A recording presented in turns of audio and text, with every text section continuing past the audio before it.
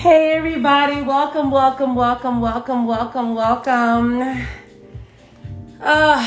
a day. I could not start this segment by, we lost another brother today, and I can't profess to know all of his music and all the lyrics and everything else, but I do know that DMX Earl Simmons was a father and he was a son and he was beloved, and to have come out of what he came out of, his childhood, the foster system, to forge the path that he did as an actor, as a musician, it's a loss. So my heart goes out to his family, his children, his fans. Oh, so many fans are gathering at the hospital just to pay their respects. So bless up to DMX and his family. So thank you for giving me and allowing me that space to share that moment. However, today's show, welcome. Thanks all for being here. Happy Friday. If you can, bless up. Thank you for being here. And if you are here, it means that you are breathing and you woke up today, and in these days, that's all we can hope for, and just staying kind and encouraged and all of the above. So my show today is all about an amazing human being, Mr. Desmond Richardson. Desmond was one of my first guests early on when I first started this whole, hey, Jeffrey Poston, this whole dannIGeeLive experience. And I'm so excited to have him back, because now that I've sort of gotten better at it, he has honored me by agreeing to come back on. So before I bring on the amazing Mr. Desmond Richardson, can we just show some love for he's a little bit covered, but just Desmond Richardson is, one of the most amazing artists in the world. His career spans not only dance, professional dance, but also theater, movies, television. Just a legend. If you don't know who Desmond Richardson is, you really need to do yourselves a favor and just Google him, Wikipedia, go to the Complexions website. This is how I first knew of Desmond, as an Alvin, Ailey legend, a star dancer. He is the GOAT. Yes, Marty, he is. And, he's my friend. And again, I'm gagging because Desmond has just been such an amazing force in my life. And so sweet. Yes, he is. All this time. And so I just want to, while I have his image up, I see your request, Des, but I just gotta let people know just some incredible facts about you. From LaGuardia High School, grew up in Queens, New York, LaGuardia High School, joined Alvin, Ailey, went on to Frankfurt Ballet. At the same time, he started Complexions Contemporary Ballet in 1994. First of all, New York Times hailed him as one of the greatest dancers of his time. And I think of this time too. Okay, can I say that? Leaving dance, he went on to Broadway, was Tony nominated for Broadway's Fosse, starred in After Midnight most recently, was in Twyla Tharp's Movin Out, Burt Bacharach's The Look of Love. Has been awarded the Dance Magazine Award, Bessie Award, Capizio Award, Alvin Ailey Apex Award, most recently honorary doctorate from the University of North Carolina School of the Arts. So Dr. Desmond, right? Come on, y'all. Desmond, I know you're waiting, baby, but I got to get these things out because we have to give our flowers to our people, man. Come on. He has performed alongside Michael Jackson, Prince, Madonna, and the other queen of soul, Aretha Franklin. He has starred in Chicago, the film, alongside Catherine Zeta-Jones. He was in Julie Taymor's Across the Universe. Most recently in High Strung, that was out, I believe, last year. He has worked creatively with Tom Ford, Nile Rodgers of Chic, Robert Redford, and his amazing wife, Jill Scott. And just really? And he's on my show? and literally, this is what I'm talking about. This is the quality of person that I am so blessed to have in my life. So without further ado, let me bring in the incredible Desmond Richardson after all of that. I'm so excited and happy to have him in here today. Okay, let's see what happens. What? Hey, I was on that beat. Wait, can you still hear it playing in the background? Oh no, I heard it. So I was earlier. Okay. I was trying to get my other. Still playing a little lowly in the background because, okay, first of all, again, this is live and things happen live that we can't avoid. But my remote control, I usually try to turn it down before we start talking, but it's okay. We got a little rhythm going on. Well, the thing is, I was trying to switch up these cameras because I was using my computer camera. I was like, "What's happening?" This the computer camera has, that, but you look absolutely beautiful. I mean, you just get finer and finer and finer. It's unbelievable. I don't understand it. I don't understand it. So how are you, my love? I mean, first of all, can we just, we grew up in the era of hip hop and DMX, and I know you are hip hop. I mean, you are hip hop, Des. I mean, you grew up in the streets, popping and locking. It is so true. I think that thinking about to DMX, and shout out to his family and condolences to his family and the kids and everything like that. It's just it's amazing to know that he came and went this quickly. Just you never know what's happening in the true lives, right? So, but he's found other peace, and we used to celebrate him as what he was able to accomplish here on this earth now. So. Absolutely. I watched earlier this morning or this afternoon, Roxanne Shante. Ooh. Yes, Roxanne. She posted, a tribute or just to talk about it. And just as you said, you never know what people are going through. And, we're all dealing with our demons on top of the pandemic. We're all dealing with our own internal demons. So I always encourage people to be kind because you really don't know what people are dealing with. I mean, unless obviously, of course, this person is doing something physically hurtful to you. But, it's just digging into that level of compassion where maybe there's something else going on here that we need to focus on and not just automatically assume, like even Roxanne Shante was saying, people, even with her, was like, oh, you're so brusque, you're so mean, you're so this and that. Right. But that was her armor. Yeah. Coming up in the foster system. Oh my God. Right. There was an honor with that. I think that also to a lot of people that don't know about hip hop era in that time of the 80s, 90s, there was a lot of trying to push through and be heard. Right. I remember my brothers my older brother doing battles in terms of like rapping, Run DMC, living around Run DMC in Queens. And, when there were nobody, nobody knew them. We were just on the party and they were going at it with here we get it. Just it. But it's so interesting how that works today. Like all of those happenings within yourself, right? What's happening around you, those dynamics, develop who you are as a person. And it certainly developed me in terms of, being on the block with 3 girls showing me how to Fresno, no, we do this.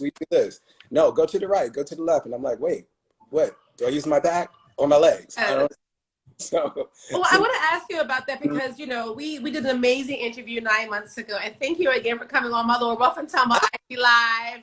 The audio was all off. I was looking all crusty. I still look a little frizzy, but it's all good. It's all good. I don't care about that. But so we talked extensively about your dance career. And I do want to touch on some of that again today because there's just so much that you've done in your career. And it is really, really fabulous and fascinating and so encouraging. But again, similar childhoods, single mom, and I don't know if we ever talked about the fact that your dad used to be with the Manhattans.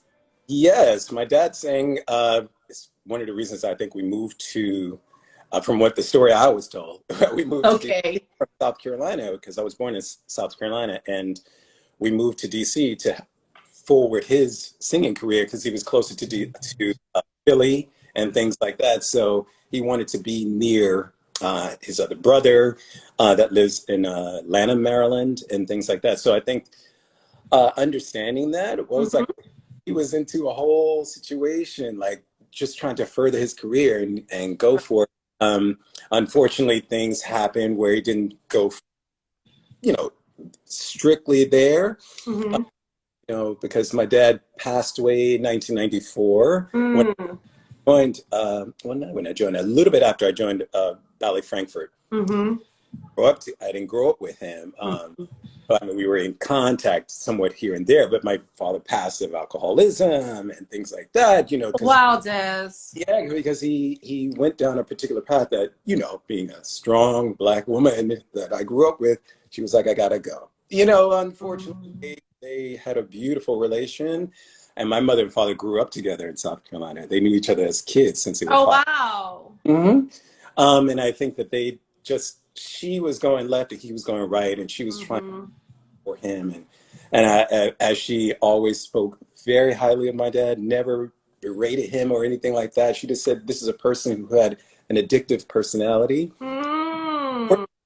That addiction took him over and took over his heart, everything like that. From someone consistently in a room singing and, you know, getting out, to someone just at the bottle. And, you know, as that was a thing to do. I remember him as a very gentle person. There are other demons there, you know, that maybe mom to deal with that we were not privy to. So I think that this is really important to just the human existence, that there is, you know, these addictions and things that are inside of people that they need to exercise, right? So he needed to exercise that. And I know that it was not easy growing up to be without him. But I have to say that my mom really made sure my brothers and I understood who he was and that he loved us very much. And that we can't be here, you know, think of him as you know, keep him in your heart and send kind thoughts to him and things like that. And that's what we did, you know. That's so beautiful. And I'm just, wow, I'm you know, I'm emotional anyway, but it just makes me really emotional because I didn't realize our lives, probably so many of us that know each other but don't really know all of it, are so similar. I mean, the same with my dad. My mom had to step away from him. I was barely 2. I mean, they got married, they had my sister, then they got me. I was barely 2 years old, but they were young. You know, he was drinking, he was abusive, and she was like, But as we grew up, you know, whenever he wanted to see us, whenever he would show up, God rest his soul, she would never keep us from him. She would never talk ill of him. Of course, she would get mad, to say he was coming over, and he would disappoint us by not showing up. Right, you know. But same thing, like we always knew where he was. And unfortunately, as I take a sip. Right. I got you. Unfortunately, he as well suffered with alcohol abuse, and just partying and living his life hard. I mean, there was a time, I remember a bunch of years ago, I mean, he had literally just gotten out of the hospital, and I found out that he was partying for New Year's Eve somewhere. Like, wow. But all that to say, our strong mothers and, you know, the lives that we've led as artists, as dancers. And I thought about that heavily today. You know, in my family, there certainly were people that touched on the arts or wanted to be in the arts, or as far as I know, I'm the only one that's really had a career in the arts. So for you, well, your brother is a guitarist, right? Well, my baby brother is a guitarist. He lives in England. And my middle brother and my elder brother, they went to the art and design high school, and one was doing illustration and one was doing a cartoon animation. They're not doing it now. They do it as a hobby and things like that because lives, you know, they had other lives and things like that. But we grew up in that sort of household. I didn't know that I was going to go to the high school performing arts. That just from the movie Fame, and I'm thinking of, wow, can that be me? And, you know, it hit. So thankfully, they gave me an opportunity to go to the school, and thus I learned so much. But as you said prior, I did have those people in my family because I was raised by a lot of church women. Mm. Was the choir directors of the church for 50 years here at Shiloh Baptist up in Harlem. All right, who was the choir director? Hum. You said who was the choir director for My grandmother. grandmother? Yeah, my grandmother was. She also was the pianist, and then my aunt was the organ player. So my aunt over here, my grandmother over here, going, "Mommy," you know. Wait! I got something for you. Wait. Right. Get off the other person's notes. All of all of those things that I didn't know it would come in later, right? Mm-hmm. Like learning how to harmonize and all of those things, like in Broadway, making sure that I understood where tone was and how are you using your head voice, your middle, all of those things I learned when I was growing up, and maybe I took it a little for granted because when I went to the High School of Performing Arts, there was the voice department and everything like that, and I thought that I would actually go in that place. But thankfully, I was around like the gospel singers a lot and things like that, so I could lend my voice to certain things when they would be sitting in the hallway and they'd be like, "What? Oh, yes, not your note. I'm going to be on mine." So, but yeah, it's part of that journey, right? Like, but before, really, maybe those hardships of family life helps you to, through those maybe tragedies to triumphs. I think about that because, I did go through abuse with this other person that came into my mother's life and all of those things. So that sort of thing is, I felt like, how do I get through that? Being some person calling you all out of your name and you're never going to be this. And I'm like, well, wait, I don't even know you. Oh, no. Who are you? Where is he? I was going to look. Right, exactly. It just was very interesting. And so coming from sort of abuse and not my mom not knowing it and, all of these things and changing around and then having these addictive situations in my family, there was always this other bit of support from my grandmother and my aunt, who was a gospel singer, sang with the Stars of Faith and with James Cleveland, and Sissy Houston was my aunt's very dear friend. I remember meeting her, coming over to our house. They would be to my grandmother's house. They were sitting in the living room going over material, and I met with Whitney Houston when she was like, what? She was a teen. Yeah, she came over to our house because that's just how it was. My grandmother. Oh my God. In the gospel situation, they were just coming over to my grandmother's house, and we would be over there, and I'd be like, well, who's that? What she was going to be later. But I did know Miss Houston because she was a very dear friend of my aunt. So having that support, and then, using the dance, if you will, is sort of therapy, really. I think about that now that I have a therapist, but thinking about the dance where we're in a mute art form, and depending upon which choreographer you're working with, what they're asking for you to do. And thankfully, like us, we had those people like Ulysses, like John Butler or Alvin himself, who were asking for you to be uniquely you. Mm-hmm.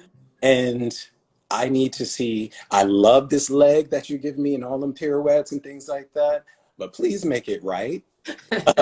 Be in your moment and like be 100, like, and real, like, so the audience feel you, because as Alvin said it, the audience just doesn't care. They don't care if your leg is up to your ear. If they can't feel you, they're bored. They're bored. I'm bored. You guys, you yourself have, some of the most incredible physique and facility. But when I look back at all the old, videos of even Alvin, Ailey, or even some of the old ballet videos, and you look at the bodies back then were so different. Even ballerinas from back then were a little more zaftig. Okay, can we say that? But like looking at an old video of, I think it was Centerman, and it was Alvin, maybe it was George Faison. But the pitch, right? It was no 6 o'clock pitch. It was like, like, but it was so beautiful. You felt it. Of course, as things progress, technique progresses, everything else. right. But as we talk about this a lot, what do we sacrifice in feeling? And I think Wendy Parra was watching earlier. If you're still here, thank you for being here, Wendy. She commented on one of my posts leading up to this today that you are one of the most expressive dancers of all time. Oh, wow. And that's so true. Like, I honor, and I've said this before, and you know this, I feel this about you, Desmond. I mean, I'm looking at the breadth of your career, but just even knowing you and working with you, I mean, it was such an honor and such a privilege. I mean, Desmond. Well, you know, for me too, it was like that. I think that we were privileged, if you will, to work around people who were giving of themselves and asked that of you, you know, working with you, working with Renee Robinson, working with Deborah Manning, working with Debbie Chase. These people were, you know, Elizabeth Rojas. I mean, there's just a plethora. You know, they were asking, don't come if you're not, don't come if you're not going to come correct. You know what I mean? Don't step to me with just this like steps and you doing a big old penché and things like that. What are you doing? What are you doing? For Marilyn Bay saying that to me, she was like, that's really nice. When I first went into John Reisling got hurt, unfortunately, and we were in Israel, and it was my first forte into like doing a duet work. And Alvin, we were in, this was in the late 80s, and Alvin came to me and said, are you ready? And this was in Speeds, in Jennifer Miller's Speeds. And I was covering Jonathan, and I was covering a couple of different people. And he said, are you ready? Because, you know, Jonathan has to go back home. And I was like, oh, yes, I'm ready. And he said, no, but are you ready? Because you're going to be working with Mrs. Marilyn Banks. And Okay. I was like, oh. And she was like, you got it. You know how Marilyn, you know how Marilyn was. She loved, but she gave me, she was like, no. Don't touch it. Don't touch it like that. Don't do it. No, baby. No. Your hand needs to be lower. Don't get off my rib. You know, like things like that. Like that was really eye-opening to me. And then I had to go into a moment of really focusing and of saying, you know, if I'm coming and working with this icon in the Alvin Ailey company, I need to come correct, not just with my technical prowess, but I need for her to assist in what she's doing, because the duo was really built around the two of them, but it was really assisting her so that she can just do her thing. And of course, you're going to do your thing, but I needed to actually, I found that was a big responsibility, and I really relished that, and I always do. In every duet or anything that I've ever done, I've always wanted to facilitate that timing that we have together. That to me is really special, because that moment it's fleeting. It's never to be repeated. And even if we repeat it, it will never be the same. You know how we were in frames. We were like, what are we doing? Sometimes we didn't even talk about it. We just did what the energy was happening at that particular moment. We knew what the choreography was. But you may have been feeling something else, and I had to go with that. It's like you know what I'm saying? Understanding what it is that... It's so intimate. Like when you're partnering, I mean, group pieces are great and all of that, you know, being in that, you know, amoeba of people roaming around the stage. But to me, outside of being a soloist, which I adore, because, like, you know, I'm a ham and I'm territorial. I love being on stage by myself. Right. So right. But when you're in a duet with somebody and you're going to touch their body, and sometimes in places that are very intimate, like you can't be half-stepping that. You have to be so one with that person. I've touched. No, put your hand on. I remember Deborah Manning saying that to me in treading. No, because I was so like, oh my God, I'm so enamored to do treading with you, and you know, with Deborah Manning, and she was like, no, touch me, touch me, because I can't feel you. I can't feel any of that, like half touch, like. Ooh. Yeah, you gotta be really in it. That half step, that. I mean, I even think about when we did Scissors, Paper, Stone. It was I think post after you guys had already stepped on to other things, and there was a moment within the trio where it was a duet between the two women. At that point it was me and Corinne. Yes, Corinne Paul. Yes, I saw it. Yeah. Mm-hmm. And there was a moment where I'm on the ground, I slide to the ground, and I put my hands up, and she basically has to lean into my hand. Right. With her crotch. Right. And there was no trying to get around it and touch her inner thigh maybe. And I had to look. Okay, I had to cup the goods. Right, to cut the goods. Look, it's this. I remember when we were doing. I was in Germany, and we were doing ballet class, partnering with Birgit Kyle, and she was my partnering teacher, and we were doing the lifts, with the butt lift, where you put the hand in, and I was sliding the hand over. She said, "You're gonna break your wrist. What are you doing?" Yeah, hello, Alice is not so good. He's not so good. So I was like, oh, okay. She said, no, center, go. And then she was used to be the kind of, she came to the class with full beat, like she was doing Giselle that night, full beat, eyes, oh, what is going on? But she had a tutu and everything like that. But she was like, no, plie, oh, go. And I was like, oh, wow, okay. So I understood where to land. You're not cupping and not doing all of that other stuff. It's just, it's what people see, right? That they're thinking one thing, but we're in the technical part of it, right? We're like, no, we got to do this. Like you said, you had to touch her so that she can lean in. The physics of that needs to be down there in that so that she can actually move forward, and so the audience gets that correct information. So much trust. I mean, everything back to In Frames, where Dwight had that moment where he wanted to be all neck and tail on stage, and okay, I had to take my top down. I mean, so I don't know. Frames is about choreographed by Dwight. It was his first ballet for Alvin, Ailey, and it was myself, Desmond, Renee Robinson, and Michael Thomas quartet. I was so honored to be chosen by Dwight to be in his first work. And it really set me on the map for other choreographers. And I told Dwight this when he came on like a month ago with me. Mm-hmm. But there was a moment, it was a very sensual moment. I'm on my knees, I'm facing up stage, my back is to the audience, and it was a really sexy duet with Desmond. And part of the duet, Desmond unhooks my halter so that basically we're chest to chest bare. Right. And we go in. So there has to be trust. There has to be so much trust there, and there was, of course.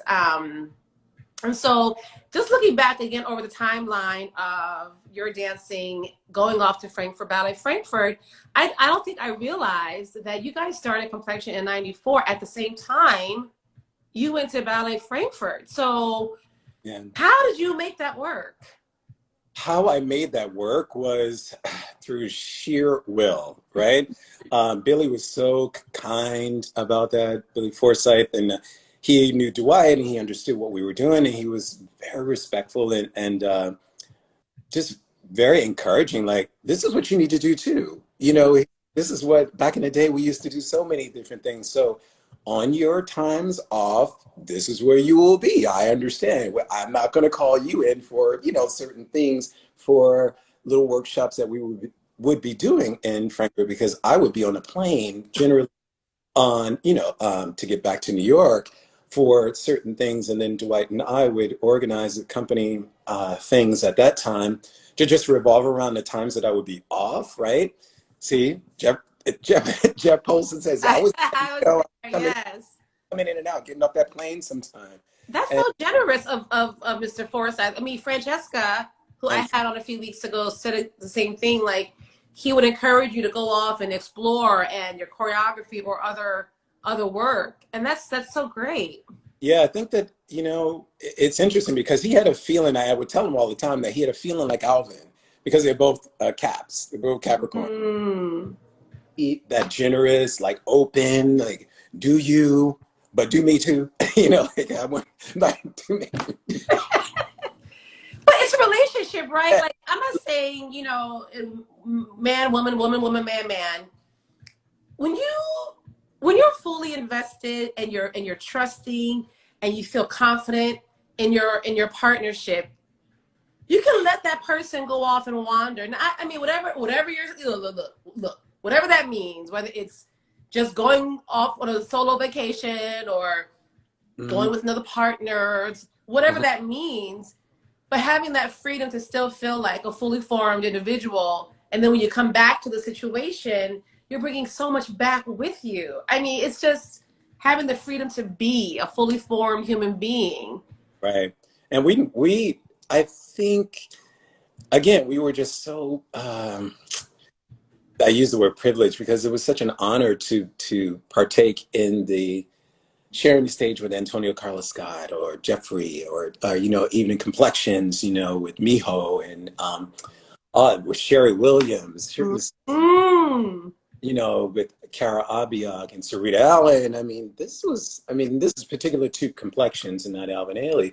And then Christina Johnson. I mean, come on, you know, this was really important for us in terms of bringing complexions and understanding what is it going to be, you know, because it started about just our friends from different companies, and we wanted everybody to get together because, you know, and back in the day it was so segregated, if you will, or the modern was here. Oh, you're doing downtown modern, which is now Right. you know, oh, you're doing Jennifer Miller or BB Miller, or oh, Yeah. isn't it just dance? Like what? It's just dance. Dance is here, and then there's dance, dance, dance, dance. Yes. So if that means if you're going to Broadway, if you're doing commercial dance, you're a dancer that does many different things. I just like that part. I couldn't stand when, like, when I went to LA many times, they would say, "Oh, he's a ballet dancer." I was like, dance. Just give me just let me know what the choreography is. I got it. That's right. Let me doing that, and because I was taught to change the hat. Yes. So when you jump into that, and thankfully I had the background to back that up. Oh. I'm able to step in, and then people are like, "Oh, I didn't know." No, you didn't know because you didn't ask. You know, you didn't give me. Okay, you didn't ask. You didn't ask. You assumed. You assumed. Oh no, Right. That assuming thing. Oh, I was over there, you know, warming up. No, I'm going to warm up and things like that, but I'm going to go in. I'm going to go Yes. Do you Mhm. think, I mean, because you clearly mentor a lot of young dancers in your own company and beyond, do you think that today's dancers get that they have to, you know some different styles, some genres, and so you can't go in where you could get in? Yeah, I do notice that. I think that sometimes I think it's with any generation we get into fad, you know, like one is being in Frankfurt and Billy creating modalities on us, you know, even before myself, with the other dancers who was there, from Stephen Galloway to Alan Barnes and so on and so forth. He was creating these modalities, which is a whole alphabet of movement, which I see has permeated the dance scene. But clearly, he always talked about, if you're going to improv, right? There's a structured improv that you should know. There's a whole plethora of information going on. It's not just you just feel good, and I love what I'm seeing from so many dancers, but some are not informed because they're not using form. So I'm a pretty much, anybody knows me, I love form. Please give me out, or give me that learn turned in, or give me the Yes. floor, or get in the floor. But have some structure to it so that so it can actually speak Yeah. to multitudes of people. Yeah. But I view, and this is only my opinion, that I view that there's a sameness happening all around. And I'm like, I'm seeing this here too. Well, what? Yeah. Man, can somebody give me an airbus? What do y'all think? Somebody give me Hi, that Addison. at Speaking of some point. Arabesque. Hey, Addison.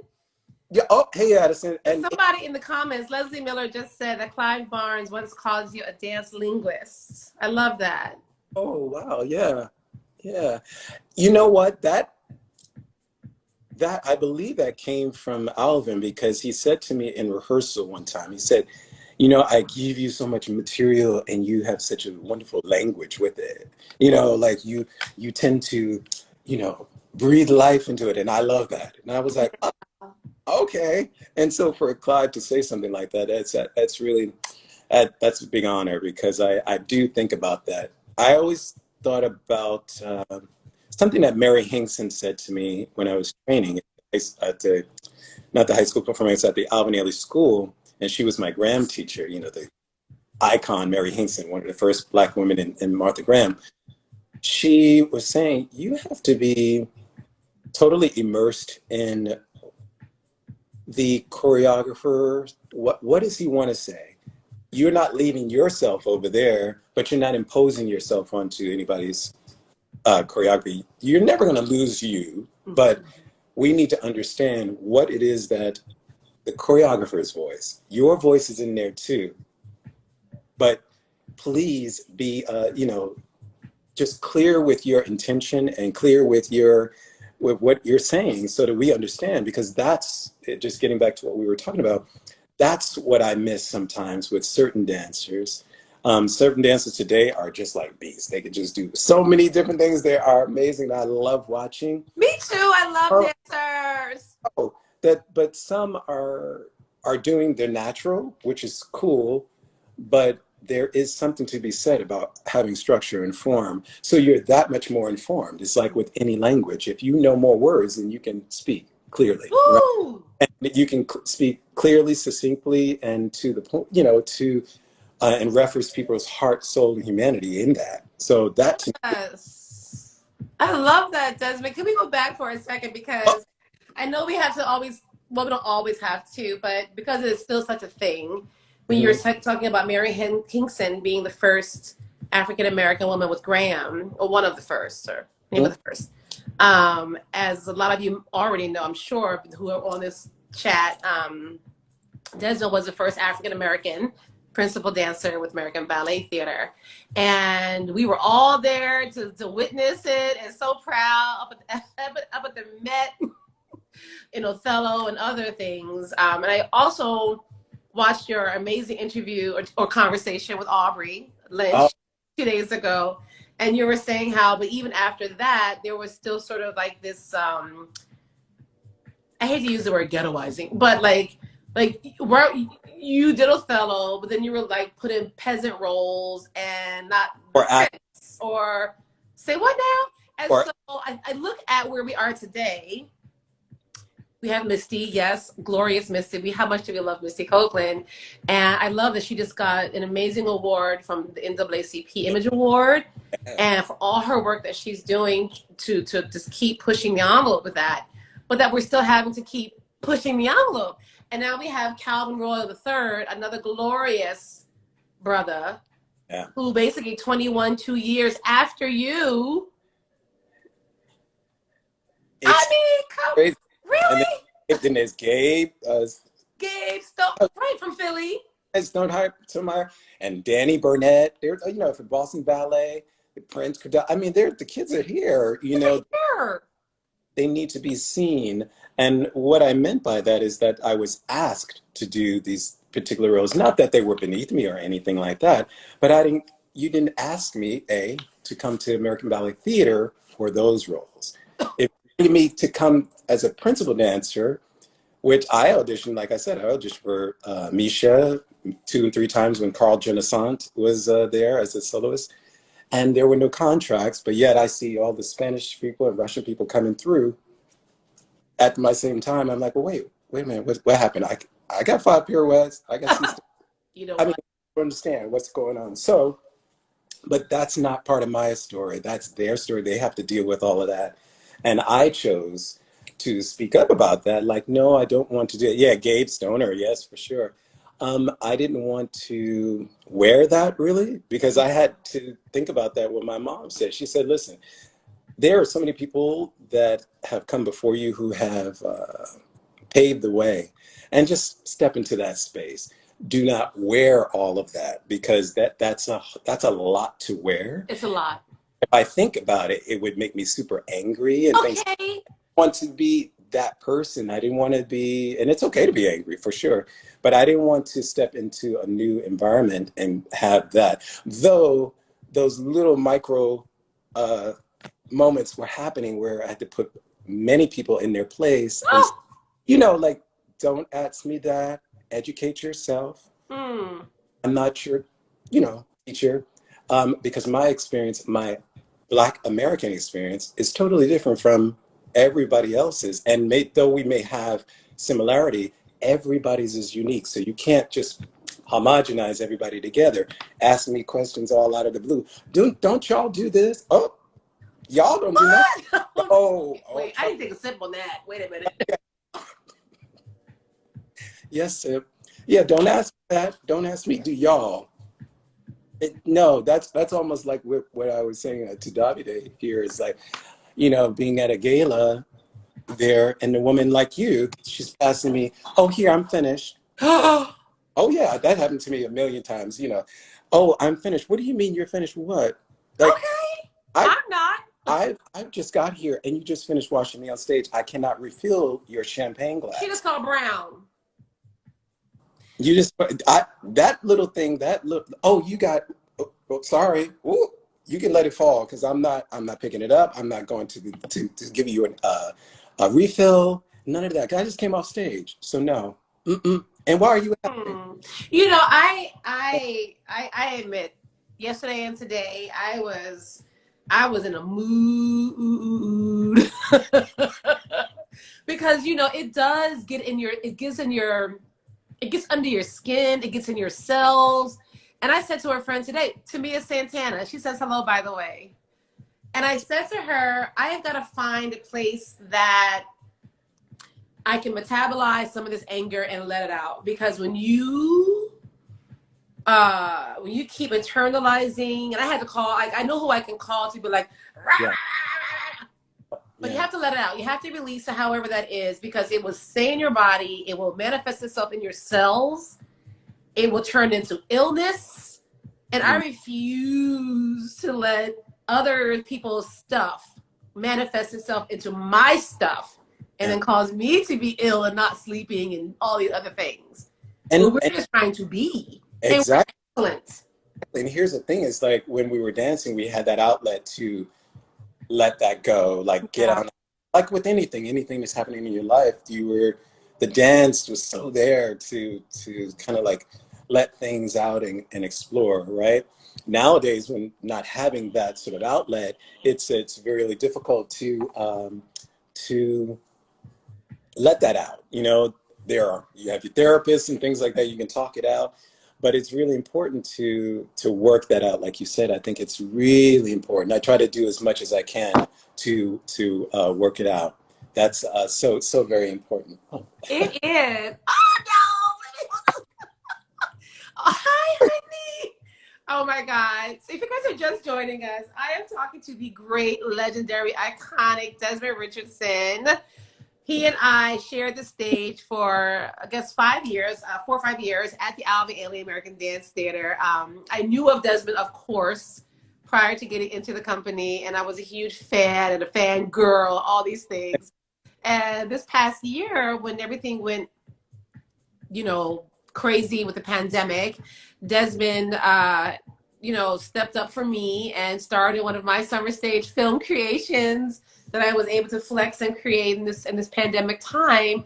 But you've also just recently did a film, which I want to talk about too, with Jacob Jonas, who was doing great work out on the West Coast. I love me some Jacob Jonas. People hate on Jacob Jonas. He is.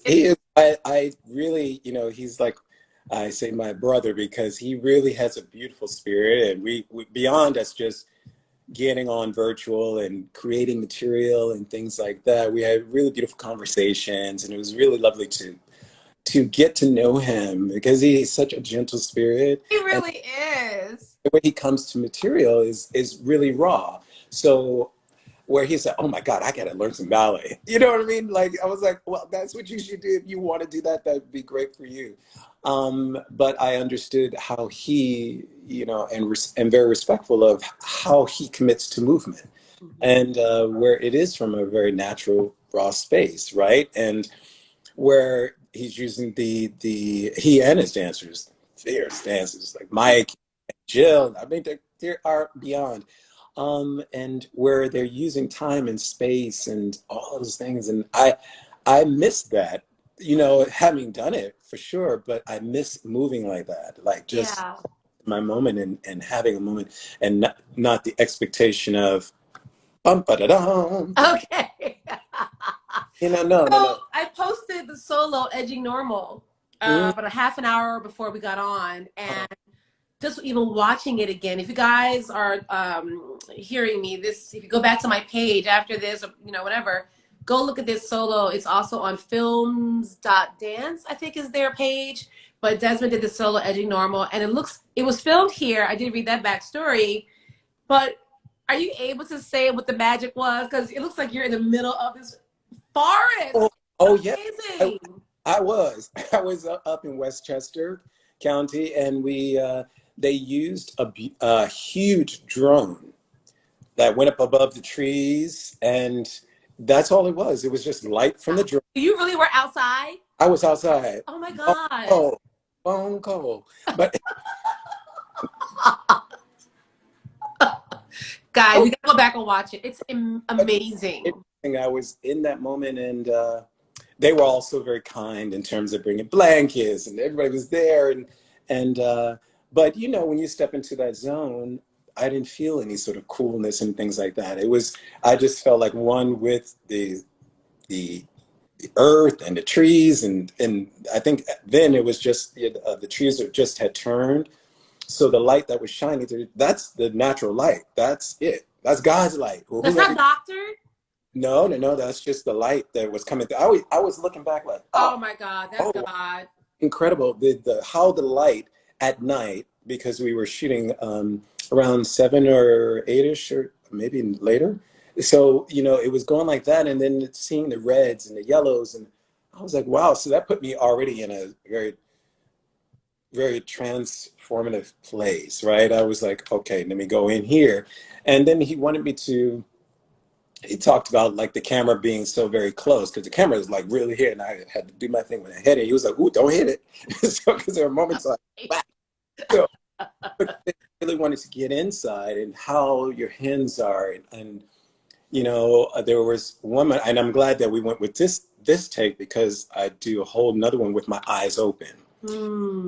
So let's just close your eyes. Let's just close your eyes, and you feel just think about the box of the film, and you're going to each and every place and trying to get out and going through and allowing yourself to come forward and go back in.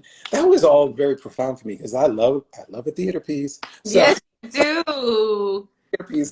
So I was like, let me go back in here and figure this out. Like, how do I showcase that? And then being on the chair, we had a series of phrases that we built, like maybe 6. He did some, and then I did some, and then we morphed, and he edited. He would send them back to me like, oh, I love this. Can you relearn that? And so I relearned some of the improv that I did, and then took some of the things that he did, and then they just edited it all the way through and figured out what it is. There's so much more that is there, but it's brilliant. And speaking of film work, I mean, you guys also Complexions. I definitely want to talk about what Complexions is up to. Actually, before I get to that, bravo on the Young Arts premiere last night. Oh, thank you so much. The kids. The piece again? The piece is called Without Further Delay. Right. And it's just really indicative of our time and where we are. And I had 9 students from Young Arts Foundation. They are all the winners of the Arts Week.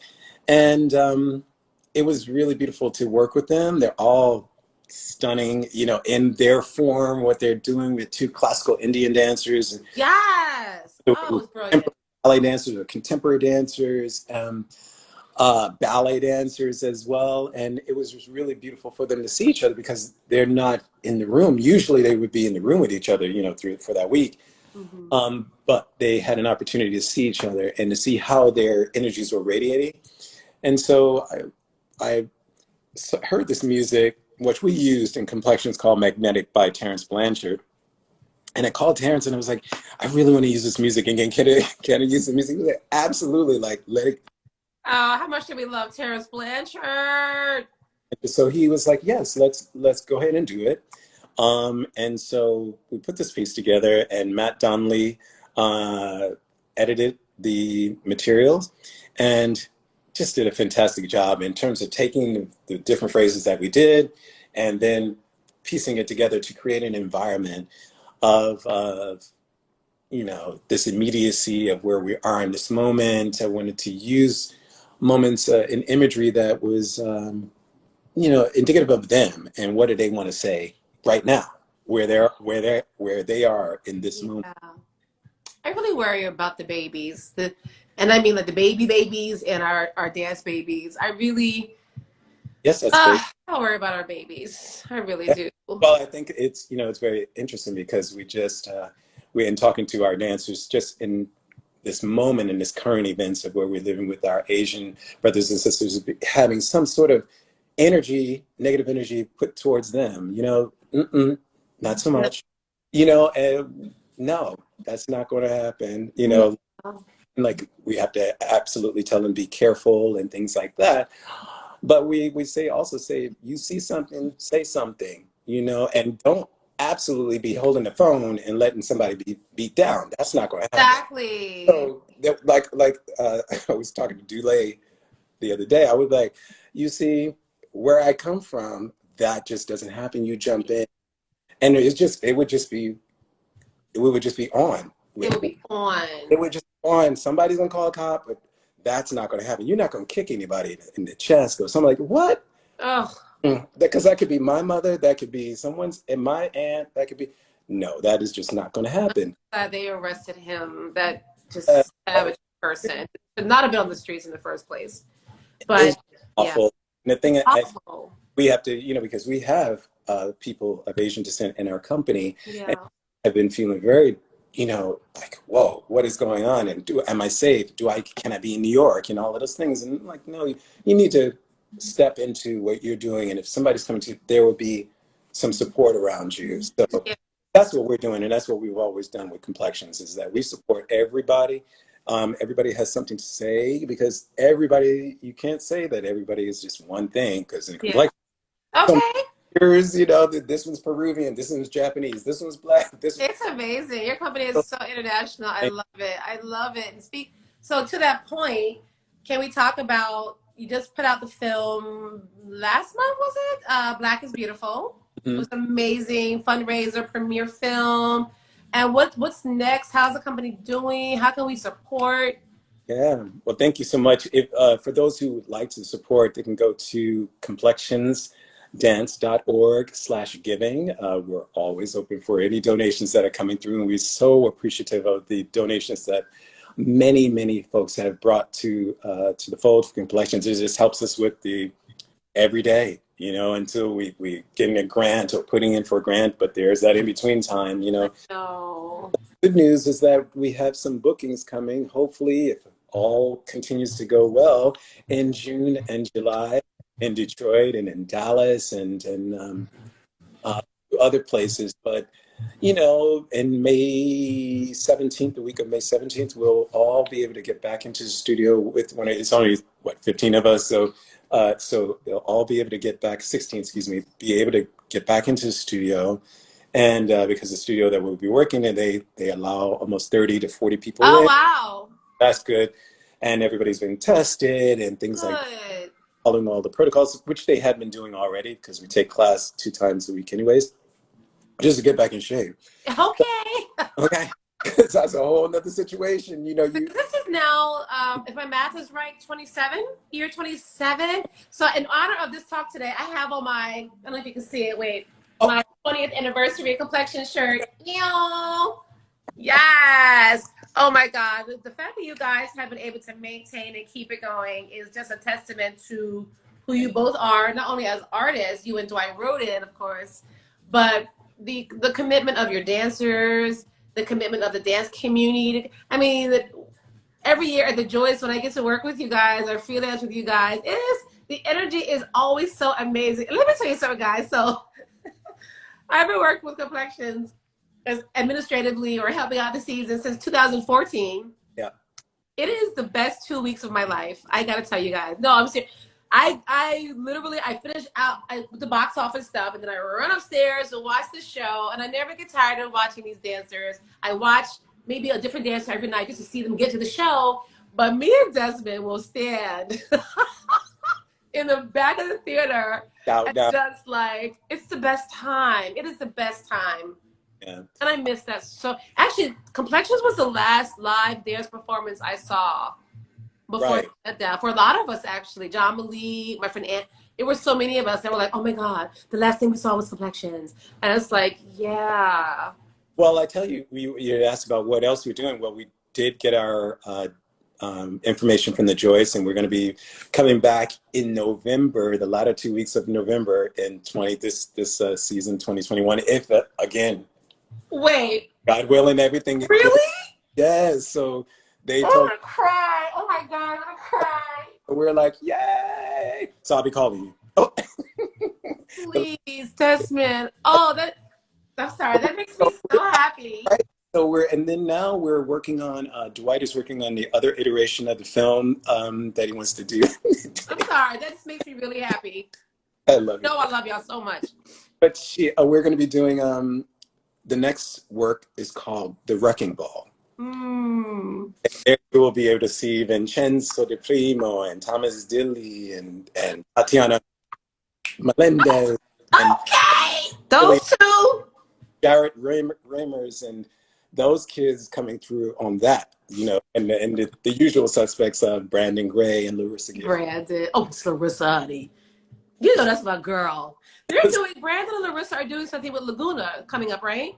That is correct. So on April 25th, we've been trying to do this collaboration with the musician Lee Rocker, who is with the Stray Cats. If you know that band, the Stray Cats. Yeah. Great music, fun music, like rockabilly music, and Jody Gates, who's the director, founder of Laguna Dance Festival, and we were one of the first countries to do it. She said, you know, it'd be so great if you guys like do something together. And we were like, yeah. So he sent music, and Dwight got it in really quickly with Larissa and Brandon, and we filmed a beautiful duet called Gather Round, and it's going to premiere on April 25th. So those who want to see that, please come through and check it out. It's super fun. And that will be a larger work. That's just a duet, but it will grow into a larger work, like the dance on Black is Beautiful, which is from the series Snatch Back from the Edge. Okay. Oh. Okay. Snatch back, honey. We are snatching life back. We're snatching life back, and that's what that is all about. So yes, that will be a series of duets and trios and ensemble work, and that will be premiered at the Joyce Theater, along with Lenny Kravitz's Love Rocks, that collaboration with Lenny. Yes. So we're looking forward to more. You know, listen, I think that we're just trying to push on forward with what we can do. You know, we always need funding. This is I know we look really glamorous and things like that because you know, Dwight and I, we don't play about that. Like, we want it right. Like, that's right. Let's not. You know, I'm so glad you said that, because I think people have the perception that because they see you doing your seasons, because you're pushing out these films, that everything is okay.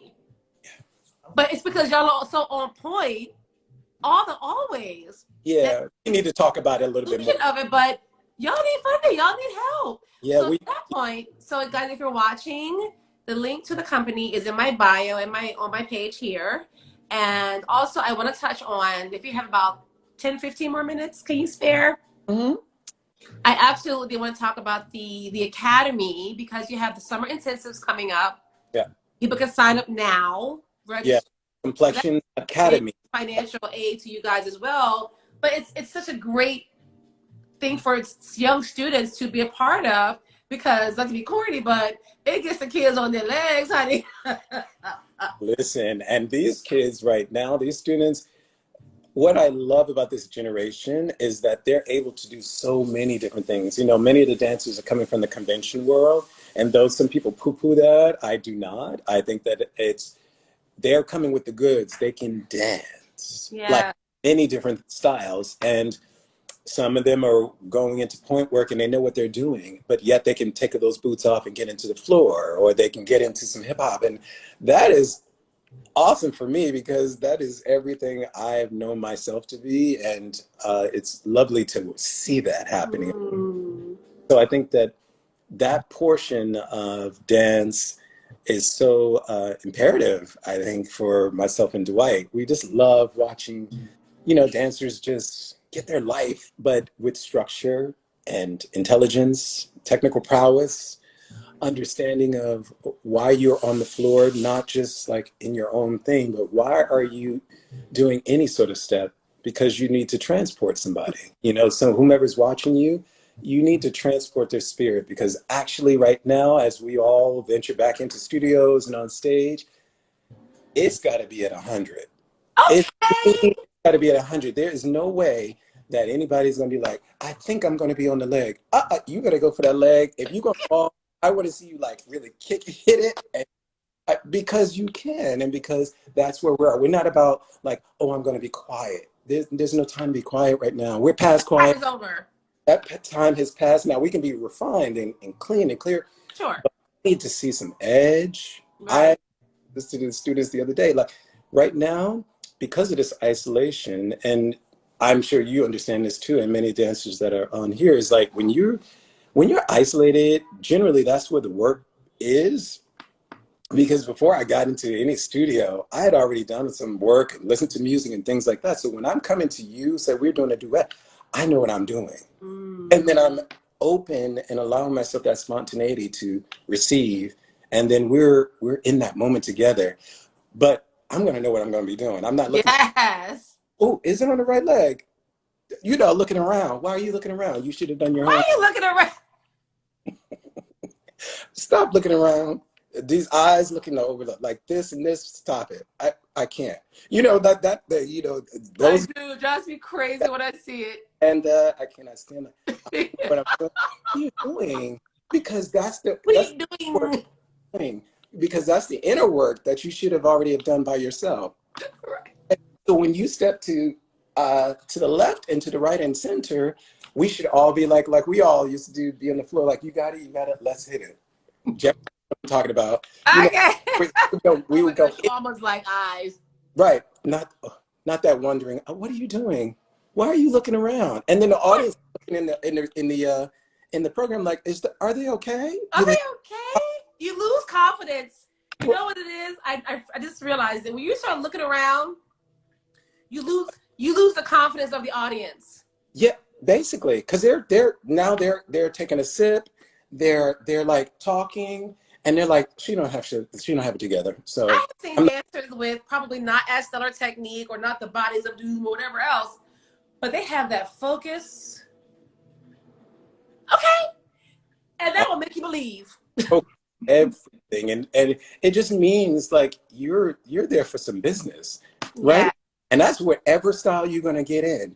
Like, yeah. Right now I love Jaquil Knight, a choreographer friend of mine. He does all the Megan Stallion. Love him. Met him when he was doing Single Ladies with Beyonce. Yes. And this boy is so incredible, just the way he does it, because he puts a lot of, as everybody knows, a lot of stank on it, right? Okay. Indicative of his upbringing and how but he's not afraid to do that. But he also knows what he's doing. Yeah. Right? There's that, and that reminds me of how I grew up in Queens. Like, we would just be in the block party, like going in and not really knowing, but we know what we're going to do. Yes. Well, that's actually in my notes that you were discovered at 10. Desmond. Just going in, just like my mother saying, get it. Right. So I used to be that person at my mom would throw her parties and my stepdad, and I would just be like, do it. Dance, daddy. Just get in. Go ahead. Feeling it and telling jokes. Okay, pull that couch over here. Pull this back. Because he's about to, go ahead. Yeah, and that gave me freedom. Like, okay, well, I guess I have the ability to actually transport people and to give them some energy, like they want to be inside. That to me, I think that's so beautiful. It reminds me of where you just you were playing house music right before, and you know that's my thing. Mm-hmm. Going in house music stuff. Yes. A big old house head, and I can't wait to get back to that. Oof. Like the parties in the parks where you're just sweating. Okay, just sweating. You know, I remember being at Shelter, was it, or Body and Soul? And I remember Efrat, you know Efrat. Yes. And she came to me on the floor, and I had this hoodie on, and I was just in my moment, doc. And she was like, you, and she turned and she said, do you know a guy named Desmond? And I was like, because we were going in, and she can go in. She can. Go in, she feels that beat, okay? Yes. Boom, boom. She's like, ow, wait. Ah, Right, right, right. you know, you look like this guy Desmond. I said, oh, yeah. She said, you know him? I said, mm-hmm. And she said, Just a little bit. wait. She said, I mean, you have the similar structure. I said, well, I'm Desmond. She was like, wait a minute, no, stop the presses. You know, why you're going in like that? Because you know, at Body and Soul, Yes. you go into the cipher, or you're in your own situation, and just Yes. go into cipher and I'd be over on the side doing my own thing. And then it will always get these onlookers like, oh, well, wait, what's your footwork doing? You know, I love that. and I love that. I love her work. She's actually going to be on my show in May at some point. beautiful. I have her signed up to do one of my these in May, which is awesome. Awesome. So for you though, and you know, it's an emotional topic for me because, you know, who knows what's next. But you know, now that you're sort of morphing into other genres, well, you've always done other art forms. You've acted, you sing, and everything else. You know, gracefully exiting the constant concert dance world. And we talked about this actually when we did the panel with BB Newworth and Miss Alicia Graff. But you know, the next, and just being, you know, okay in your heart to not be that like Desmond Richardson, like you just said, the boom boom bat anymore, or I mean, you're still that in your heart and soul, and we'll always know you for that. Yeah. But are you good with the transition of it all? Like, you know, how are you feeling? I would say I'm becoming more. Okay. Definitely has been a transition, and I think in this pandemic it has even brought it more to light, because I was already starting that transition from the stage and things like that, like really being in that power mode. And you know, it's for us who have been in that, it's part of our identity. So you know, we're like so used to that thing, but there's life too.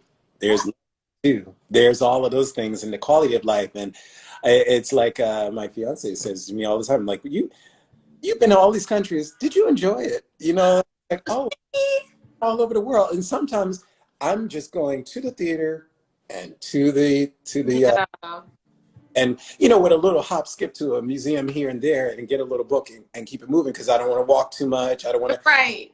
I don't want my back to go out. You know, all of those things.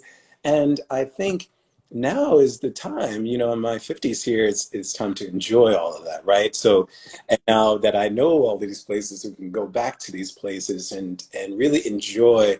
And I would say right now, during this transition, that's what I'm doing more so, is enjoying the time, figuring out other things, like artistic things, like creative things that I'm interested in doing that I just had never done. You're painting. Right, and I'm painting and things like that. And I knew it was always there. I love textiles. I love interior design. Those things I kind of put over to the side because I was like, I'll get to them. Yeah. But now they're coming to fruition even more so. And that's helping me just introduce into the future, whatever that's going to be, you know. And then who knows if I have children coming my way. I don't know. You know, we'll see. You know, there's I'm just open to it right now. And, you know, Right. I think whatever is deemed for me, to the universe has for me, is going to come my way. And I'll be ready for that. That's right. I'm not trying to kick it like, you know, jete and all of those things. I still could do some things, but I guess I'll always perform in a sense, but not in that place. And I'm actually getting better and being okay with that, not being that. And whatever I offer at this particular is what I offer. I can't offer what I offered at 20. Okay. You're so beautiful. So no matter what you do, it's going to always be with an amazing intentionality and creativity and honesty and purity and whatever the discipline or genre is, which is what's so genius about you. And I mean, I feel like as artists, we never stop creating, or hopefully not. And you know, I actually was asked to perform in something that's coming up in September. I don't know all the particulars yet. But listen, look, it made me put down that extra piece of bread, though. I'll tell you that. Not that extra piece of bread. Listen, and that sugar and that salt. So I'm already like, oh, let's get on through this. Look, summertime's coming. We're done with all of that. You know, Okay. whatever. Just, but again, it's not trying to be skinny mini, like, you know, or I had 175 like I was, like that whole thing. Just being comfortable in my skin and being Yeah. wherever that is, you know, I'm okay with that. And it's putting the brain around that. And I think speaking with my therapist has been helpful. I think that that is, because also too, I didn't realize I was in a particular, you know, on a hamster wheel, if you will, just Mm. for a word, just you get into this, I gotta be, no, you just have to be you. Yes. You. And there's already a level of integrity that is already built in, you Yeah. know, that has been developed. And surely I don't want to fall below that because that just is a level playing field for me that feels Yes. No. And like, you won't. no. And support I have around, you know, with friends and beautiful family and things like that is important. So I'm learning all of that is even more important because though I have, even with my family members, I hadn't been so much in touch with those people. I was like, what? And they're Yeah. like, we're Absolutely. here. Where you? You know what I'm saying? Like babies, Yeah. I ain't seen anybody. I see a photo. Oh, they're so cute. Okay. I know. Right. You know, and that's not, I don't know about that. That to me is important to, because it's not about just me, right? And most artists have this kind of selfish, and I'm not saying that in a bad way. No. There, No. No. there's a focus, a particular focus. When you want it, when you see something, you want to get to that, and you're not going to be deterred by anything else that comes through. You know, that knocks you off your block, and no, you're going right to the goal, and everybody else that that is around you who love and support you kind of acquiesce to that, and I, Yeah. it's kind of good and kind of not, but but But listen, I was talking to who was it? I think it was, this came up where, you know, if you're going to be in that elite playing field, oh, you have to be a little bit obsessive and fanatic about your shit. You just have to be. You're not going to get to the heights you want to reach if 5 days out of the week you're playing and drinking and carrying on with your friends, and then those 2 days, the other 2 days, oh, let me pull up. You have to be focused. You have to be centered and focused, dedicated, and there's sacrifices. there are You know, sacrifices. I've made sacrifices in my life, Yeah, and happily so. I mean, yes, I've had pain. My career ended earlier than I expected, but it was a great ride. I'm still on I, that ride. yeah, and I think that we need to just celebrate that. You know, I think that, like I told you before, with my feet now, I have bursitis in both feet now, and then my releve. I'm like, are you kidding me? I work all this time for these releve, and these Okay. going back flat again. What's happening? So, but that's just that. But that is just, you know, what the body is telling us. You know, this certain Yeah. things have happened, and I can still do class and things like that. Yeah. Really conscious of how I work my feet, and they were super strong and all of that, but the body is doing something else, you know. So I have to work within the confines of what my constructs of what my body can do. So Yeah. I'm getting better with that. I won't say that I'm 100, you know. I'm not, Yeah. definitely getting better with that and allowing for other things to come to fruition for me and just to rest in that space. And really important for me is the teaching part. Mm.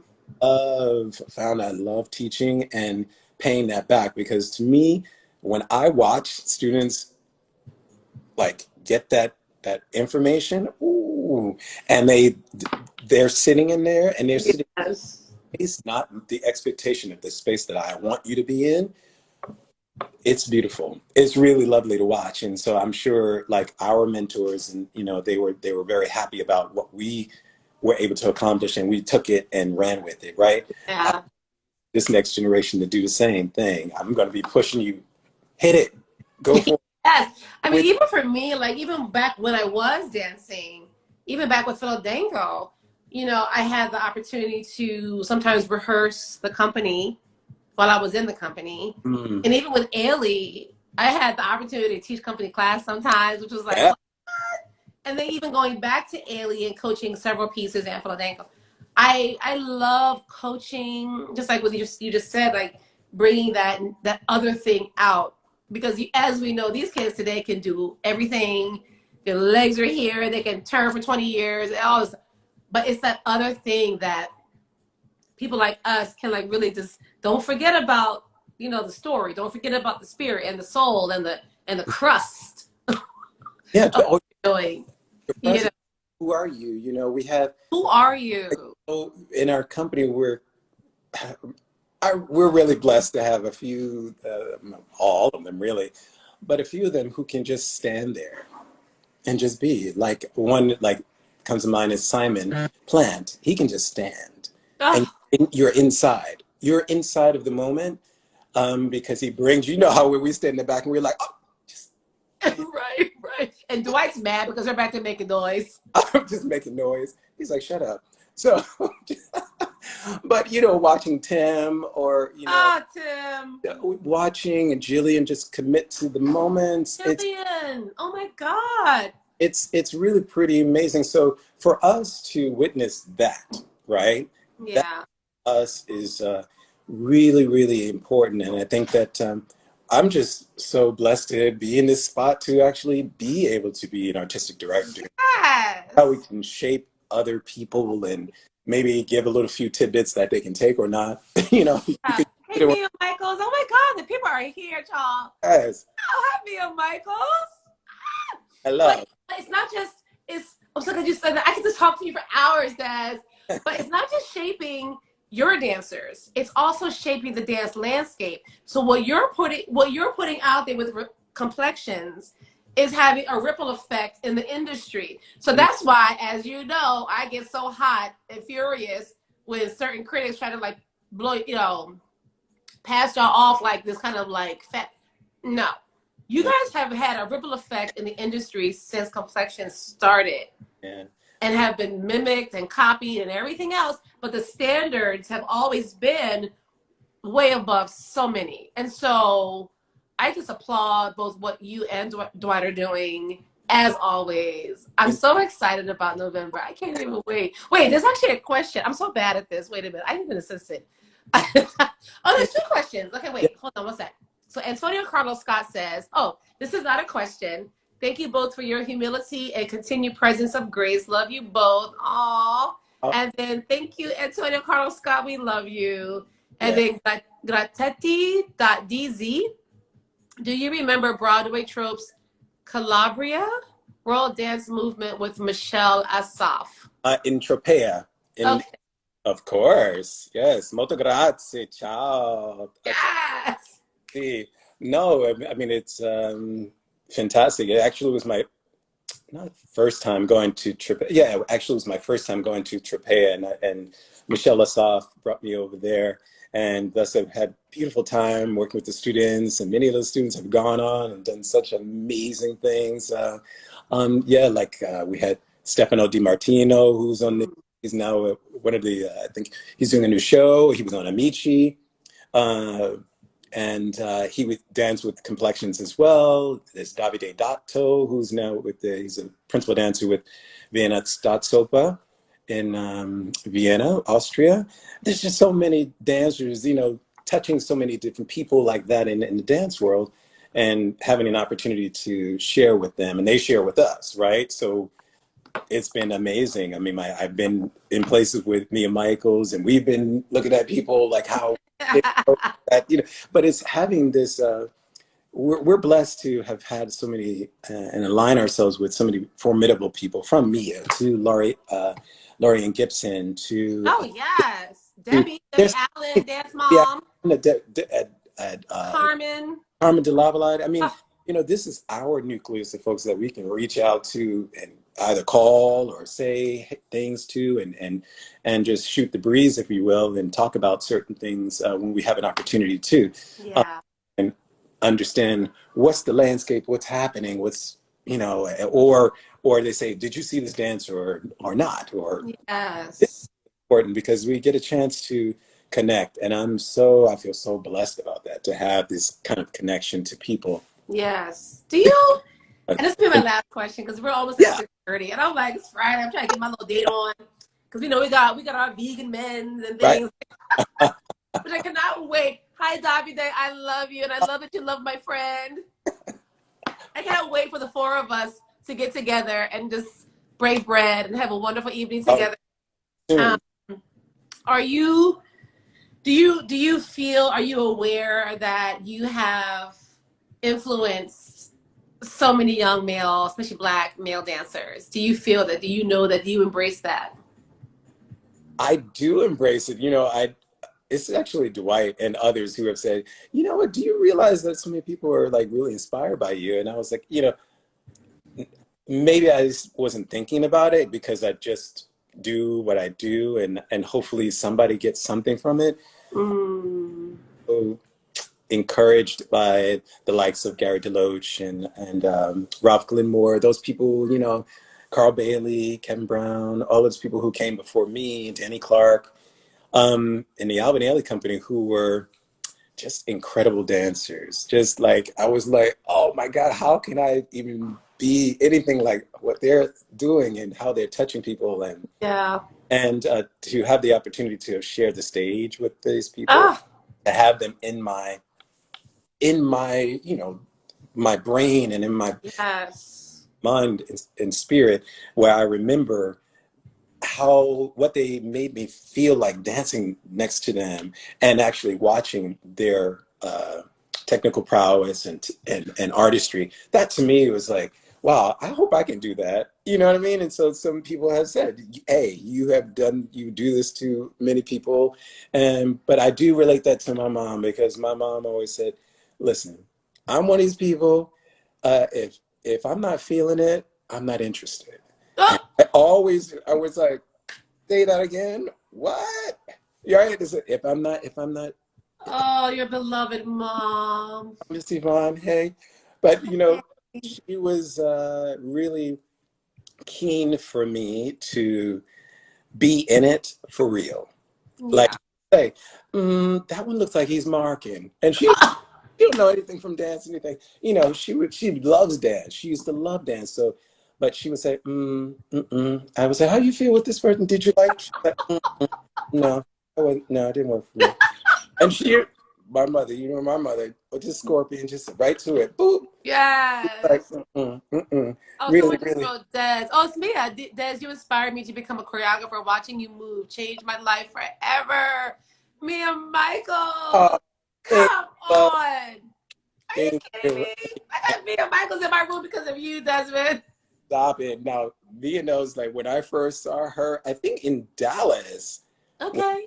I think it was our mutual friend. Well, Derek Whiters. You know Derek. Derek, yes. But you have to see this incredible, tall, just beast of a dancer. Her name is Mia Michaels. And I said, really?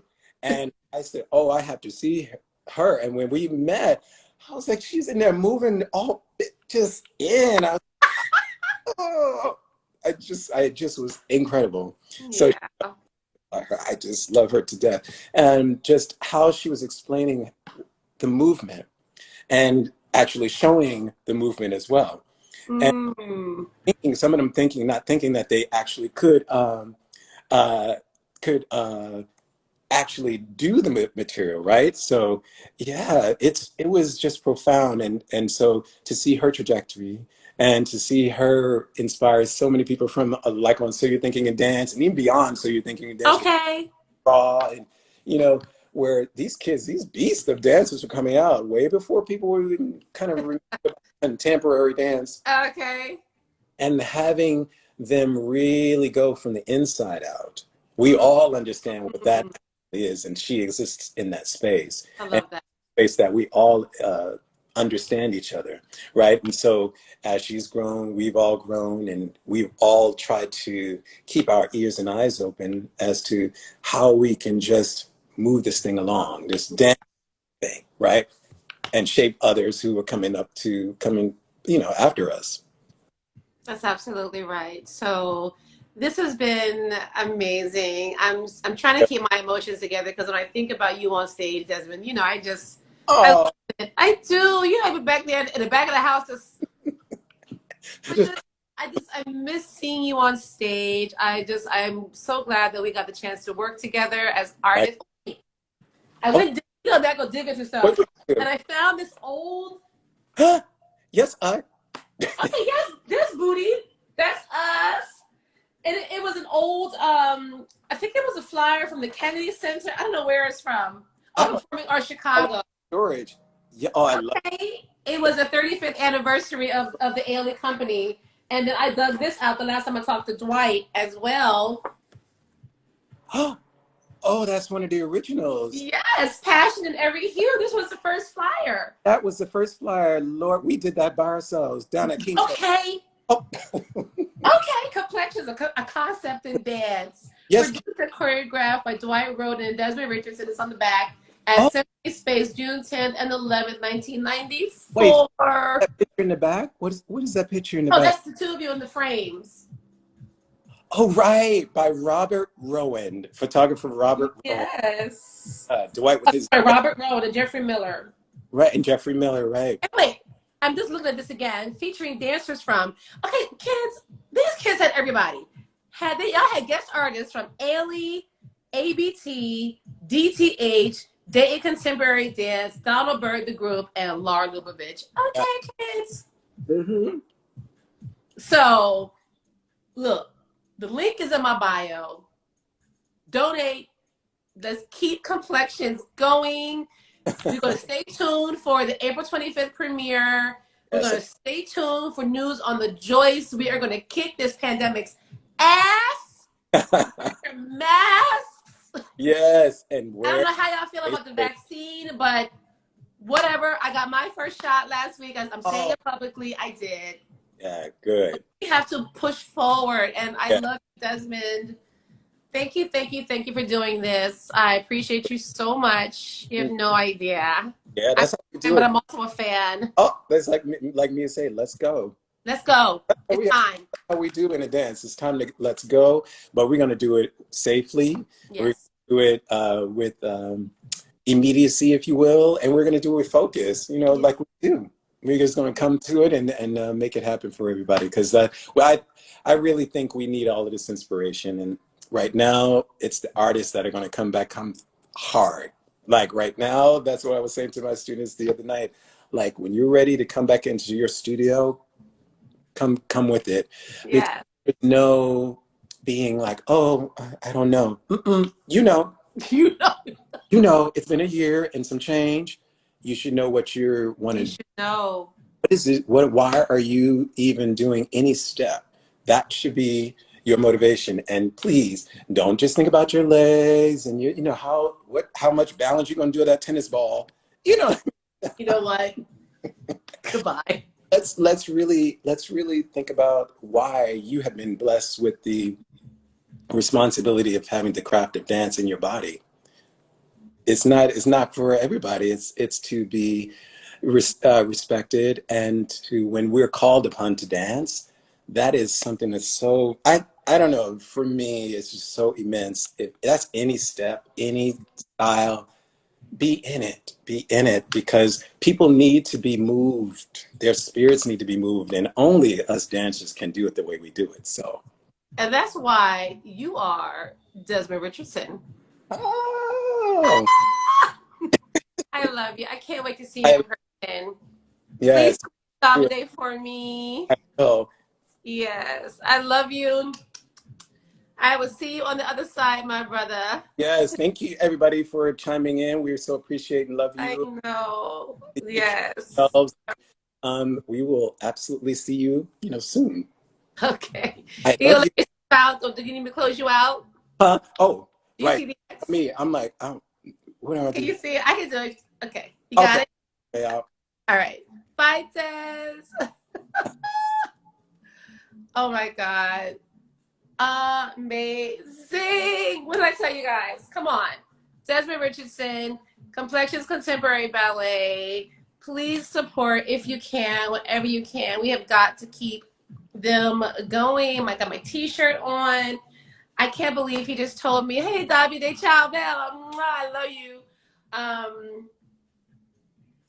That just broke me down hearing that they'll be back at the Joyce in November.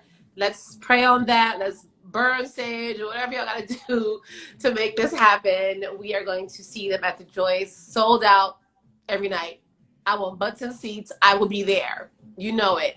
So thank you all again for watching. If you missed any portion of it, I will be able to archive it on here at IGTV as well as on my YouTube channel, dannIGeeLive. This has been amazing. Oh, I love Desmond so much. My guest next week is the amazing Tamisha Guy from Abraham in Motion, Kyle Abraham's company. She's an amazing dancer and artist, and we're going to be talking dance, but also financial wealth and the health of like artists and how we can work on, you know, making sure we are focusing on our art, but also focusing on being financially stable. So it's going to be a great conversation, and I can't wait to talk to her. So have a great weekend. Again, our condolences to the family of DMX, because a loss for the hip hop community and the music community at large. So have a wonderful weekend. Stay safe, stay beautiful, stay kind, and I will see you next week. Thanks for watching. Bye.